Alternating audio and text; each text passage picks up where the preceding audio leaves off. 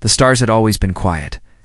For 10,000 years, the galactic hegemony ruled over 47 species across 1,000,000 worlds. They were the oldest power in the known universe. They were the strongest, and they had never lost a war. When the hegemony found younger species, they did not make friends. They did not trade. They harvested. Every new species was a resource to be used until nothing remained. This was the way of the galaxy. This was the only way the hegemony knew. So when their long-range sensors detected a small blue planet orbiting a yellow star, they felt no fear. They felt only hunger. Admiral Do-yeon Park stood on the bridge of the battleship Eternal, stole and watched the stars through the main window. He was a tall man with gray hair and tired eyes. He had served in the Earth's defense fleet for 30 years. He had seen colonies burn. He had buried friends. But he had never seen anything like the reports coming from the outer systems. "Admiral," said Captain Unibeak, stepping onto the bridge. She was young, barely 30, with sharp eyes and a voice that never shook. "We lost contact with Nova Busan 12 hours ago."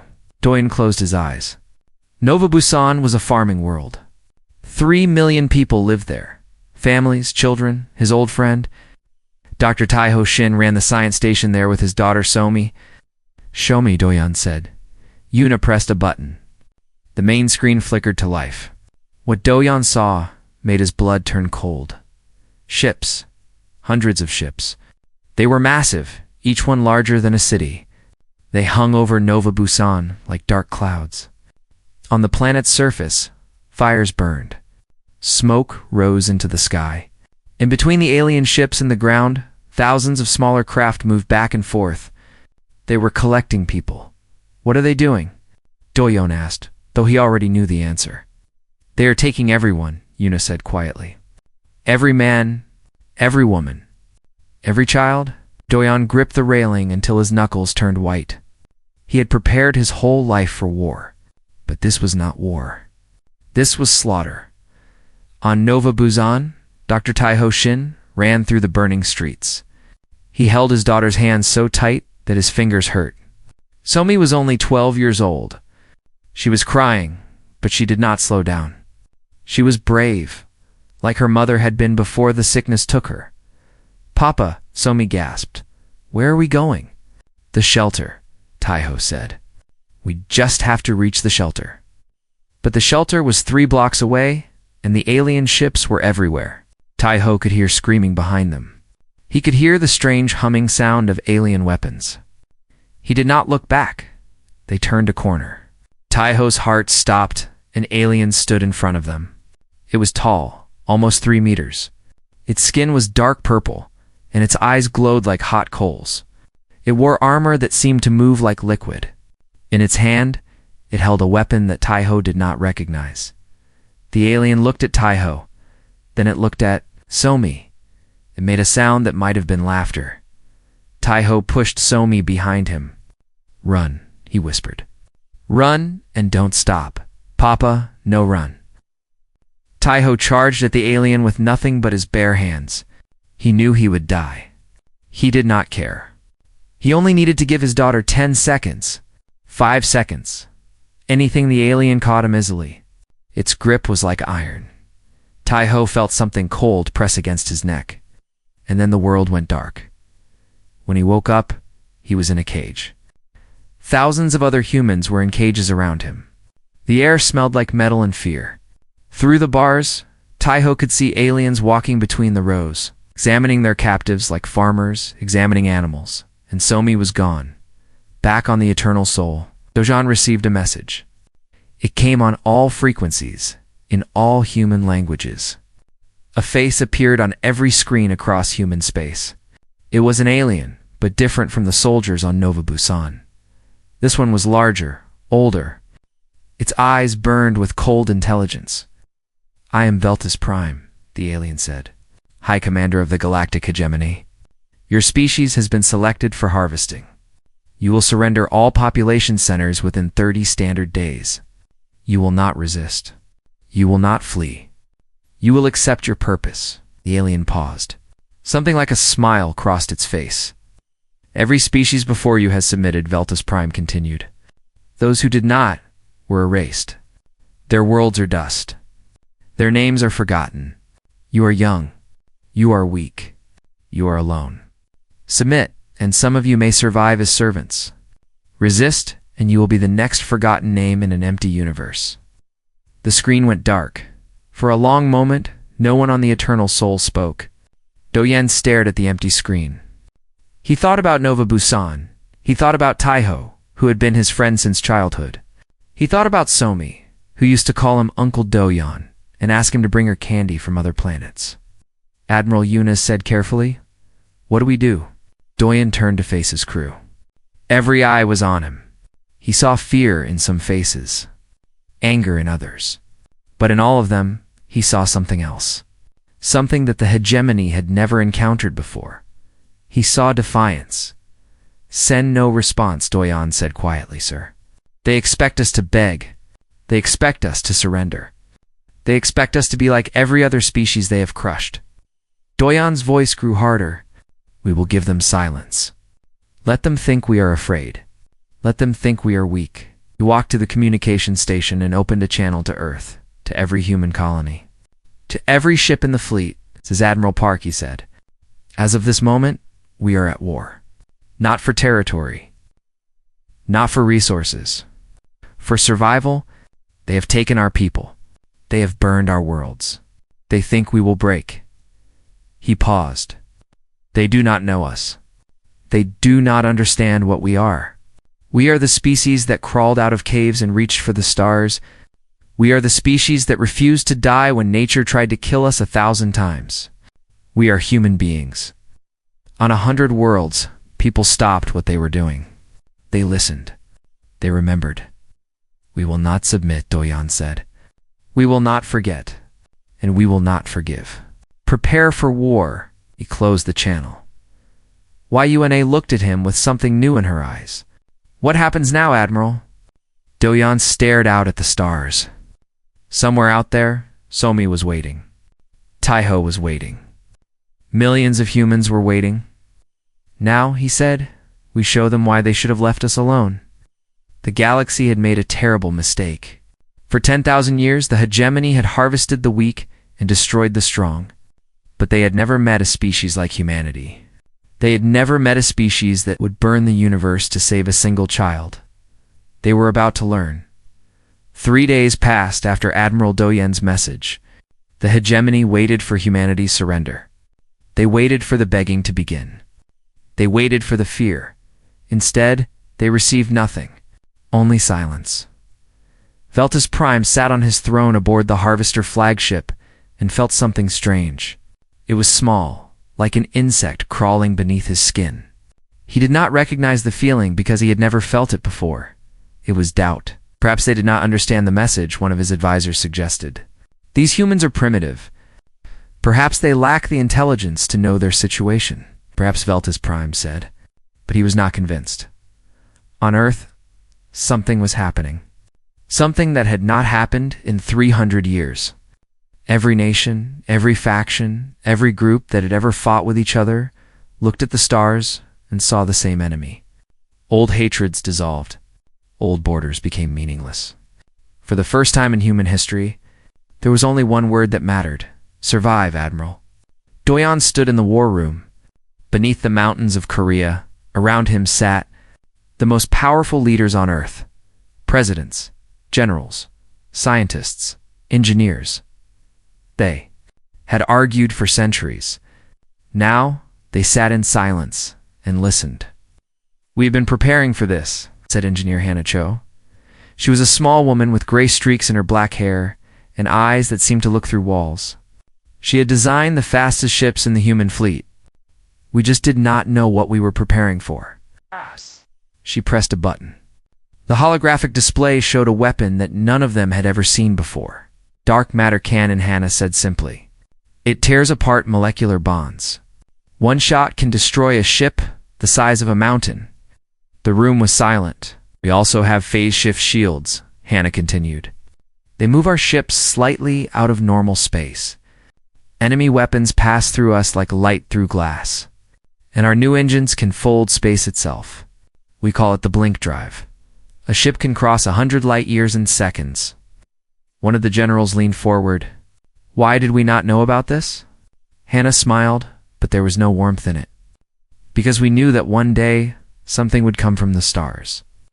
We knew it would not come in peace. We prepared. We hid our strength. We waited. Lieutenant Jin Ho Kong stood next to Do-yeon. He was young, strong, and very good at destroying things. When do we fight? Soon, Do-yeon said. But first, we rescue our people. 3 weeks later, Captain Unibeak sat in the cockpit of her ship, the Dawn Seeker. Behind her were 50 of the fastest attack ships in the human fleet. They hung in the darkness between stars, invisible to hegemony sensors. Remember the plan Yuna said through the communication channel? We go in fast. We hit hard. We grab everyone we can and get out. No heroes, no revenge. Just rescue. Her team confirmed. Yuna took a deep breath and looked at the planet below them. It was not Nova Busan. It was a hegemony processing station. Intelligence said that thousands of humans were being held there. Intelligence also said that those humans were being processed. Yuna did not want to think about what that meant. Go, she said. The Dawn Seeker blinked forward. 1 second it was floating in darkness. The next second, it was inside the hegemony station's defense zone. Alarms screamed. Alien ships scrambled to respond, but they were too slow. Why you and I store through the station's shields like paper. Her team followed, ripping apart guard towers and landing platforms. Within 60 seconds, they had destroyed every defense the station had. Sergeant Woo Jin Lee was the first to hit the ground.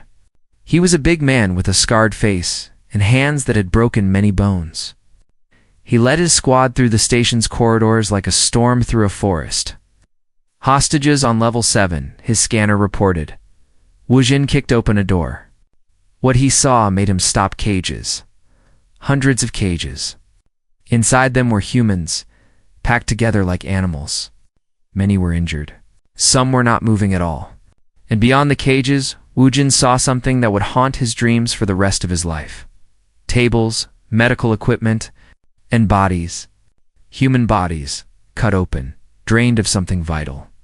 The hegemony was not enslaving humans. They were consuming them. Using human biology as fuel for their technology, Sergeant. One of his soldiers asked, voice shaking. Woo Jin forced himself to move. Get them out. Get them all out now. It worked fast. Cage after cage was opened. Humans who could walk helped those who could not. Manekun Bi Huang moved through the crowd, treating wounds, giving comfort, holding hands of those who were dying. There are too many, Yunbi said. We cannot save them all. We save who we can, Woo Jin said. Move. Above them, Yuna fought to keep the skies clear. More hegemony ships were arriving every minute. Her team was good, but they were outnumbered. Woo Jin, we need to leave now. 2 more minutes. We don't have 2 minutes. On the ground, a young girl stumbled toward Woo Jin. She was thin, dirty, and terrified. But she was alive. Please, she said. My father. He is still inside. They took him to the deep rooms. Woo Jin looked at the girl. She could not have been more than 12. Her eyes reminded him of someone. What is your name? He asked. Somi, she said. My name is Somi. My father is Taiho Shin. Woo Jin's heart clenched. He knew that name. Everyone knew that name. Admiral Do-yeon had talked about his old friend, about his goddaughter. Get her to the ship, Woo Jin told Yunbi. Then he ran toward the deep rooms. The deep rooms were dark and cold. Woo Jin found Taiho strapped to a table, barely conscious. Machines were attached to his arms, slowly draining something from his blood. Woo Jin ripped the machines away and lifted Taiho over his shoulder. Hold on, doctor, Woo Jin said. Your daughter is waiting. They made it to the ships with seconds to spare. Yuna's fleet blinked away just as hegemony reinforcements arrived. Behind them, the processing station burned. 2,000 humans were rescued that day. 2,000 out of millions. It was not enough. It would never be enough, but it was a beginning. On the Eternal Soul, Do-yeon watched the survivors arrive. He saw Tae-ho weak but alive, holding his daughter like he would never let go. He saw families reunited. He saw hope in eyes that had known only fear, and he saw the recordings. The evidence of what the hegemony did to captured species. The horror of the processing stations. Do-haeon called a meeting of every human leader. He showed them the recordings. He let them see the truth. This is what they do, Do-yeon said quietly. This is what they planned for all of us. Every man. Every woman. Every child. We were supposed to be food. The room was silent. Then someone spoke. What do we do? Do-yeon looked at the stars through the window. His voice was calm, but his eyes burned with cold fire. We do not defend. We do not hide. We attack. We hunt them across every star and every planet until there is nothing left of their empire but ash and memory. He turned to face them. No mercy. No negotiation. No forgiveness.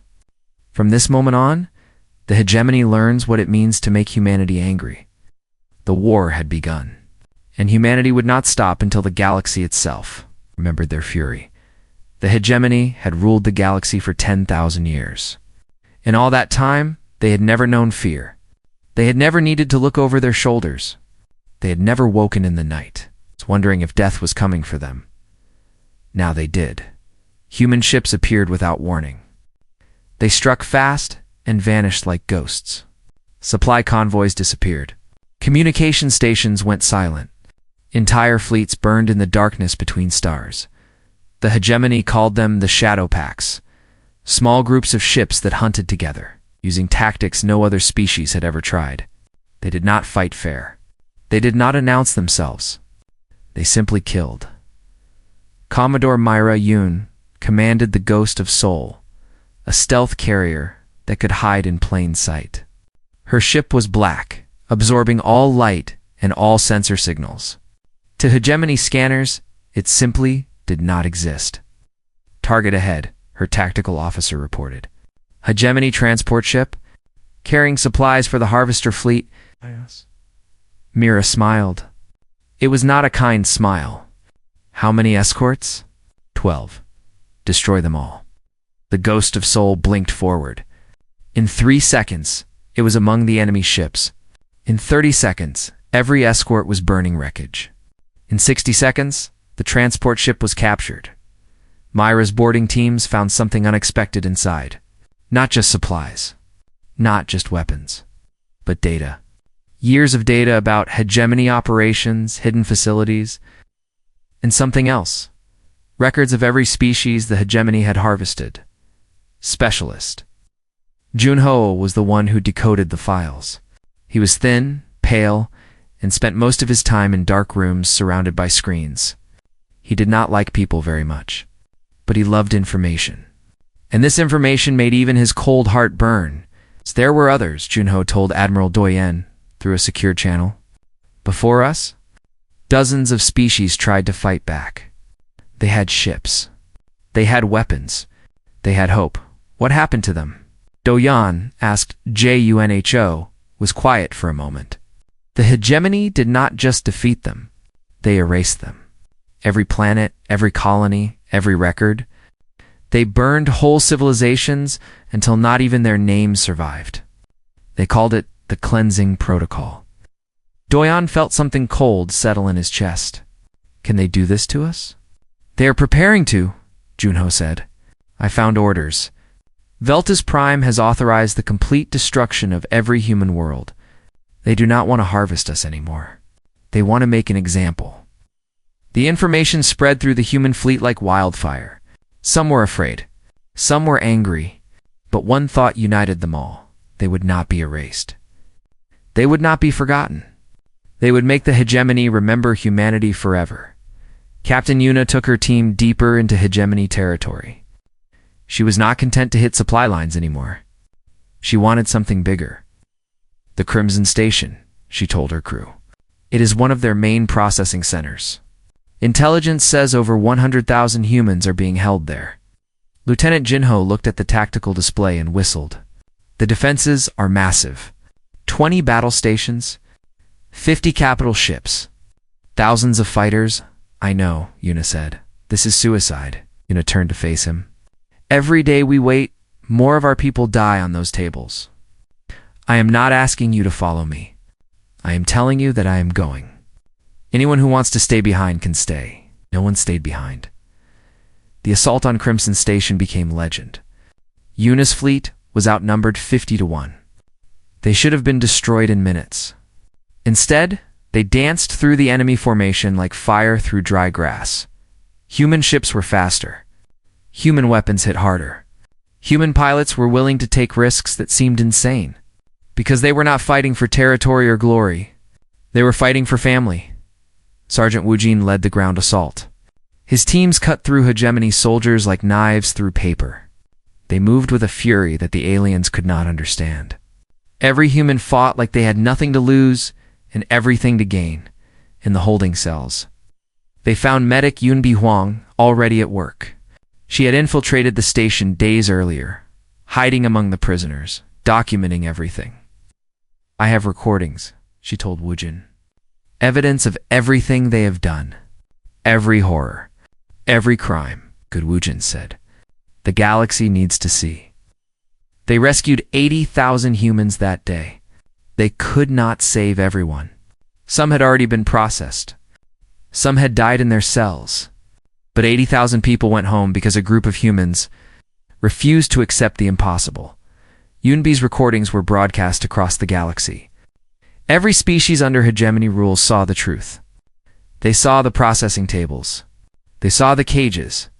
They saw what the hegemony really was, and something changed. Neutral species began sending messages to humanity. Quietly at first, then more openly. They offered information. Safe harbors, supplies. They had lived under the hegemony's shadow for millennia, too afraid to resist. Now they saw a species that fought back, a species that won hope spread like light through darkness. Dr. Taiho Shin, now recovered from his ordeal, worked on something different. His experience in the processing station had changed him. He understood hegemony biology now. He understood how they thought, how they functioned, how they could be hurt. I can create a weapon, he told Doyan. A biological agent that targets only the hegemony leadership caste. It would spread through their population and kill every commander, every strategist, every ruler. The war would end overnight. Doyan considered this. It was tempting. So many lives could be saved. So much suffering could be prevented. Can you control it? He asked. Can you guarantee it will not mutate? That it will not spread to other species? Taiho hesitated. I can minimize the risk. I cannot eliminate it. Doyan shook his head. Then we do not use it. Doyan, they killed millions of our people. They put me on a table. They almost took my daughter, I know. Doyan put his hand on his old friend's shoulder. But if we become like them, then they win. Even if we destroy them, they win. We fight because we have to. We kill because we must. But we do not poison worlds. We do not risk innocent species. We stay human. Taiho was quiet for a long time. Then he nodded. You are right. You are always right. No, Doyan said sadly. I am just old enough to know what we might become if we are not careful. The war continued. Human fleets pushed deeper and deeper into hegemony space. Veltus Prime watched his empire crumble and felt something he had never felt before. True fear, he called his generals together. He demanded solutions. He screamed and threatened and killed advisors who brought bad news. But nothing stopped the human advance. How? He demanded. How are they doing this? They are young. They are weak. They have been in space for barely 3 centuries.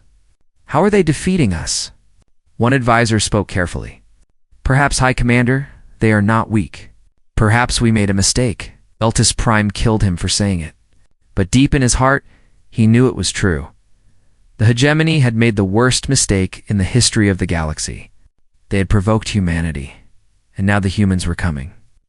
Admiral Doyan stood on his bridge and looked at the tactical display. His fleets were everywhere. His enemies were running. How does it feel? Yuna asked him. To win, Doyan shook his head. It does not feel like winning. It feels like work that must be done. Ask me how it feels when the last processing station is ash and every human prisoner is home. He turned back to the stars. Till then, we keep fighting. We keep hunting. We keep showing the galaxy that some species refuse to die quietly. The hunt was not over, but the prey was beginning to understand something important. They had never been the hunters at all. The Crimson Nebula was the heart of hegemony space. For 10,000 years, no enemy had ever reached it. The nebula glowed red with the light of dying stars, and at its center sat the throne station, the seat of hegemony power. From here, Velta's Prime commanded his empire. From here, he had ordered the destruction of countless species. Now, 300 human ships hung at the edge of the nebula. Ready to change history? Admiral Dojan looked at the tactical display and felt something heavy settle in his chest. 2,000 hegemony vessels waited inside the nebula. Battle stations the size of moons floated in the crimson clouds. The throne station itself was a fortress covered with weapons that could crack planets. "This is it," Captain Yuna said quietly. "Everything comes down to this." Lieutenant Jinho ran the numbers one more time. "We are outnumbered almost 7-1. Their firepower is 20 times ours. Their shields can withstand anything we throw at them." "Thank you for the encouragement," Yuna muttered. "I am just being honest." Doyen turned to face his command crew. These were the people who had followed him across the galaxy. They had bled together. They had lost friends together. They had watched worlds burn together. "I will not lie to you," Doyen said. "Many of us will not survive this battle. The hegemony has gathered everything they have left. They know this is their last chance. If we fail here, they will counterattack. Earth will burn. Every colony will fall. Our species will be erased from history." No one spoke. No one looked away. "But if we win," Doyan continued, "the war ends. Their power breaks. Every species they have terrorized for 10,000 years goes free. We fight today not just for humanity, but for every civilization that ever dreamed of freedom." He drew a deep breath. "I have served with you for years. I have never been prouder of anything in my life. Whatever happens today, remember this. We fought. We did not surrender. We did not run. We stood up for something bigger than ourselves." He turned back to the display. "All ships, prepare for battle. Today, we end an empire." The human fleet moved into the nebula like wolves entering a forest. The red clouds swallowed them, hiding them from enemy sensors. Commodore Myra Yoon led the stealth carriers ahead, mapping enemy positions.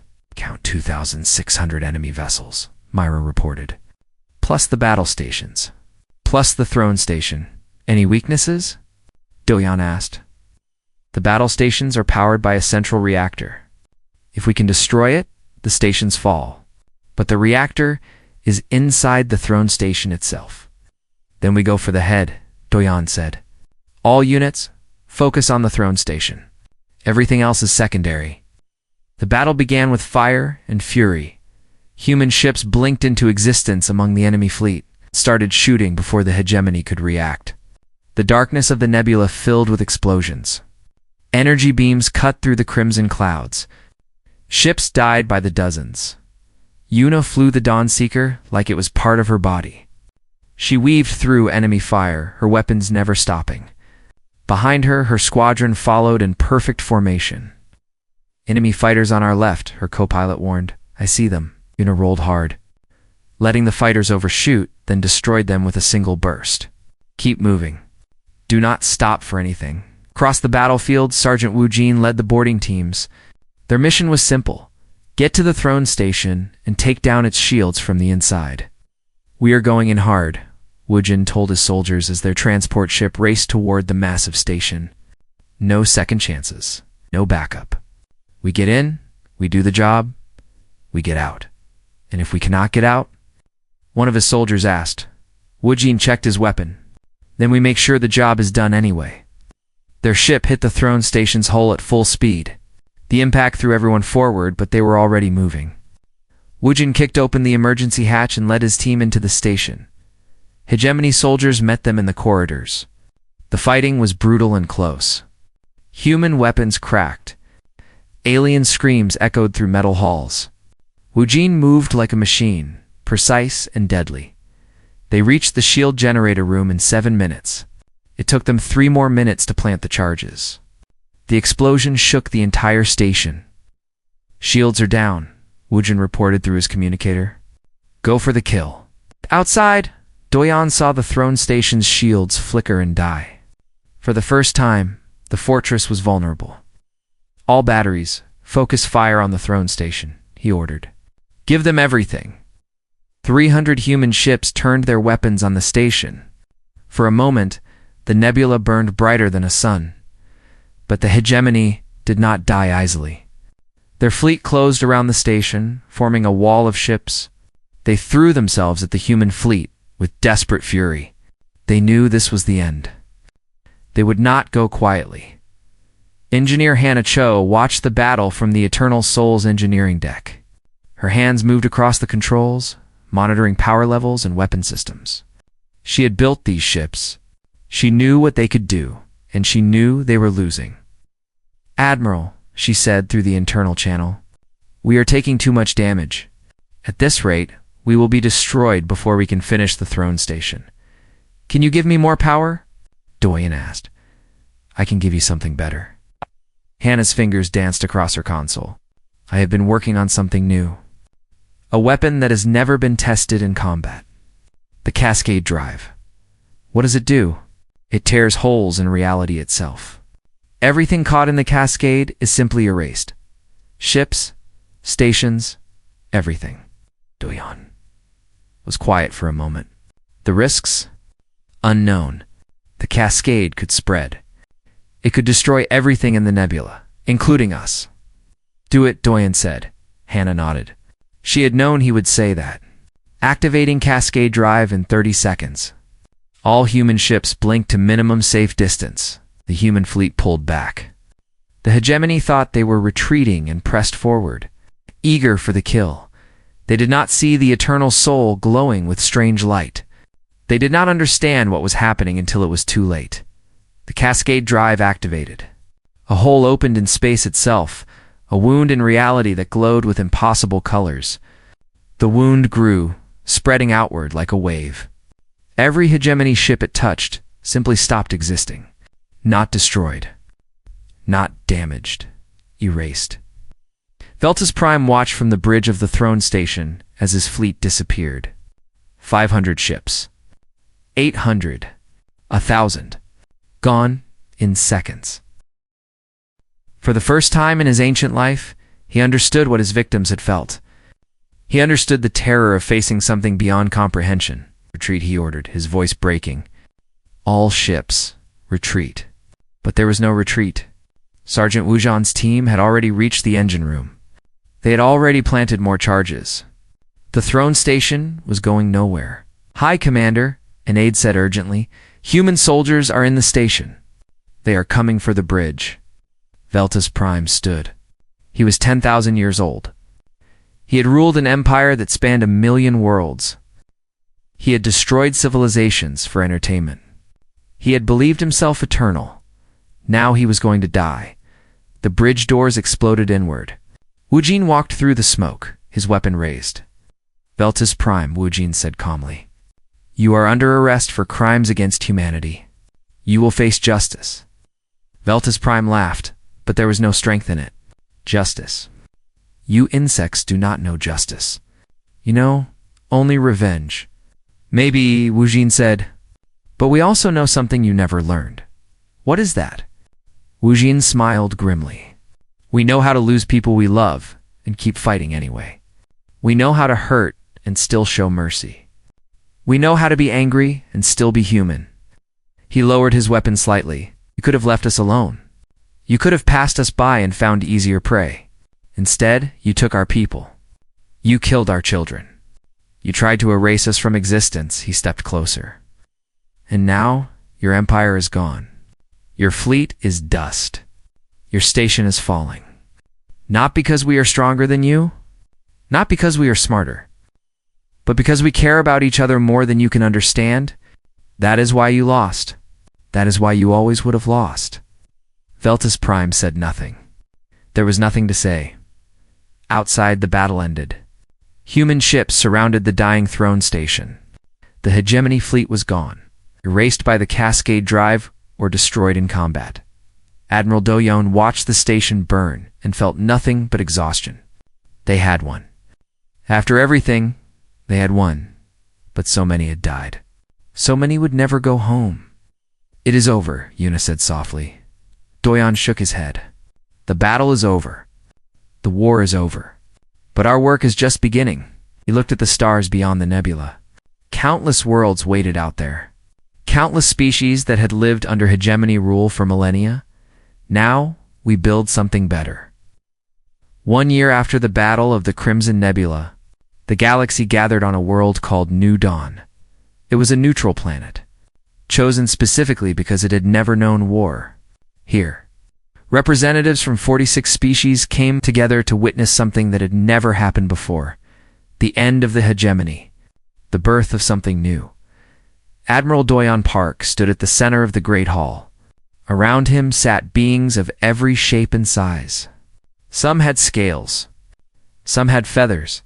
Some had forms that human eyes could barely understand. They had all lived under hegemony rule. They had all watched their people taken to processing stations. They had all believed that resistance was impossible. Then the humans came.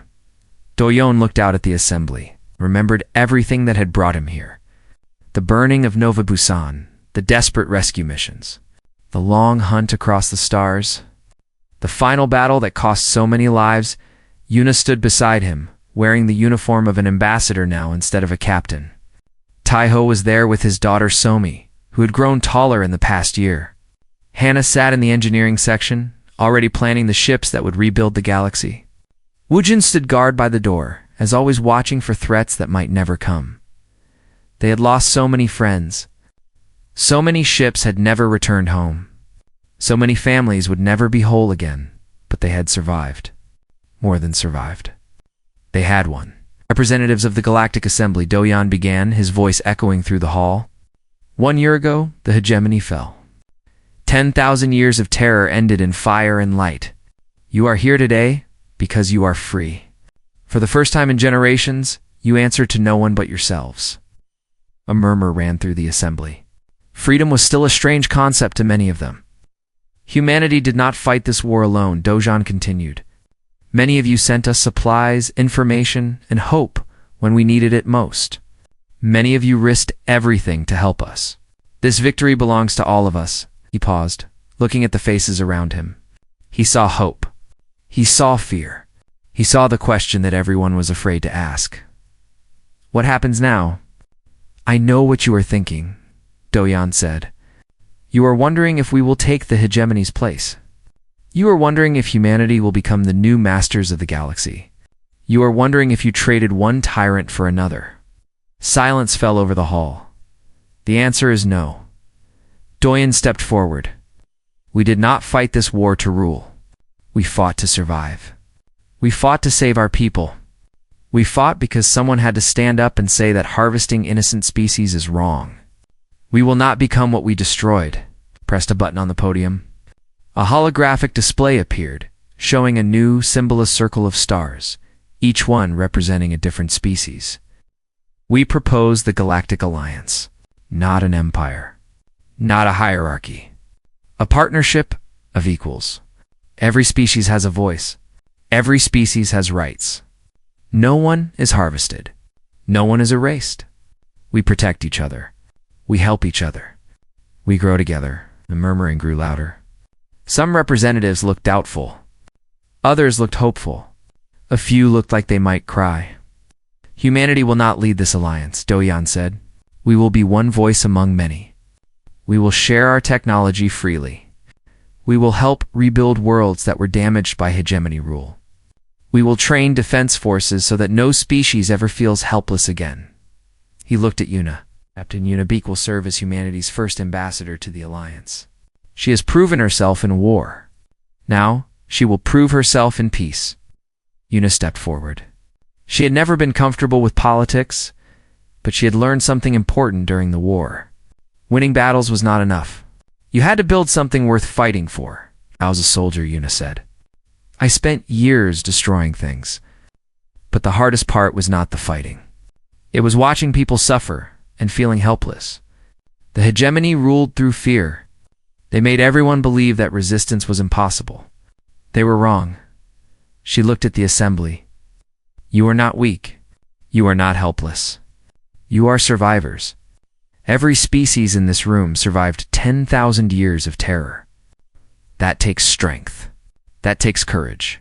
Now, we take that strength and build something better, together. The first species to speak was a small being with silver skin and 6 arms. Its voice was soft, but it carried through the hall. My people were among the first to be harvested, it said. We lost billions. We forgot what hope felt like. When the humans came, we thought it was a trick. We thought no one could defeat the hegemony. It paused. We were wrong, and we will never forget what humanity did for us. We vote yes to the Galactic Alliance. One by one, the species voted. Some hesitated. Some asked questions. But in the end, every single vote was yes. The Galactic Alliance was born. After the ceremony, Doyan found himself standing on a balcony overlooking the gardens of New Dawn. The sun was setting, painting the sky in shades of gold and purple. He felt older than he had ever felt. Taiho joined him, holding 2 glasses of something that smelled like home. What? You ended the war. You built peace. You saved the galaxy. Ow. Doyan shook his head. We did it, all of us. I just gave orders, gave us hope, Taiho said. When they took me, when I was on that table, I was ready to die. Then I heard your message. No mercy. No negotiation. No forgiveness. And I knew that someone was coming. That was enough to keep me alive. Huayan looked at his old friend. How is Somi? Taiho smiled. She wants to be an explorer. She says she wants to find new species and make friends with them. She wants to be what the hegemony never was. That sounds like her. They stood in silence for a moment, watching the sunset. What will you do now? Taiho asked. Doyan thought about it. He had spent his entire life preparing for war, fighting wars, winning wars. He did not know how to live without an enemy. I think I will retire, he said finally. Find a quiet colony somewhere. Maybe learn to garden, Taiho laughed. You, gardening. Even soldiers get tired of fighting. Doyan finished his drink. Besides, the galaxy does not need warriors anymore. It needs teachers, builders, healers, people like Yuna, people like Somi. Across the gardens, Wudrin was teaching a group of young aliens hand-to-hand combat. They were terrible at it, but they were laughing. Wujin was laughing too. It was the first time Doyan had seen him laugh in years. Hannah was surrounded by engineers from a dozen species, sketching designs for new ships on a holographic display. Ships that would explore, not conquer. Ships that would carry hope, not weapons. And in a quiet corner of the garden, Yuna was talking to a young alien child. The child was small, with bright eyes and scales that shimmered in the fading light. Why did you fight? The child asked Yuna. Surrender would have been easier. You could have survived as servants. Yuna knelt down to meet the child's eyes. She thought about all the people she had lost, all the battles she had fought, all the moments when surrender had seemed like the only option, because someone had to, she said.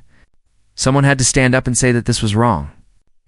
Someone had to show the galaxy that ordinary people can do extraordinary things when they fight for each other.